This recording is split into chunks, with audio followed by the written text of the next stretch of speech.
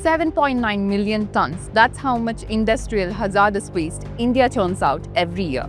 But what if the mountain could be transformed?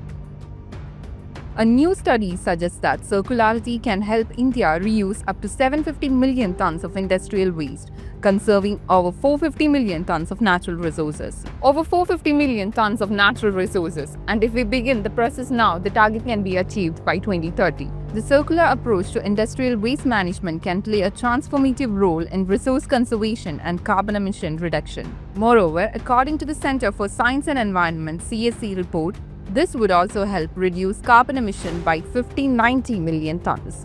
Circularity is the sustainable use of waste material from a production process by reusing it in various forms, ensuring that an economic process is circular and not linear, limiting waste production. The Director General of CSE, Sunita Narayan, has said that circularity has emerged as a critical focus area globally and nationally, emphasizing the principle that waste is not merely waste but a valuable resource. Circularity conserves resources, for instance, alternative fuels and raw materials derived from industrial waste, such as biomass, can reduce coal consumption in India.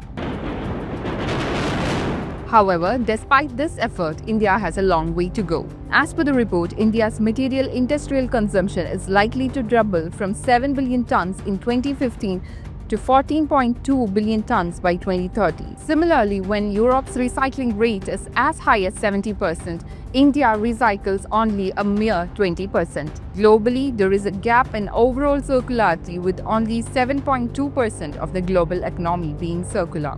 Moreover, the lack of coordination between government and non-government bodies to process waste and reuse it remains as yet another issue.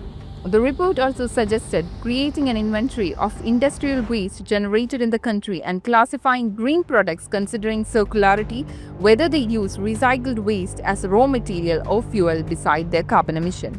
However, some Indian industries have already begun implementing these circular practices, but these efforts need to expand.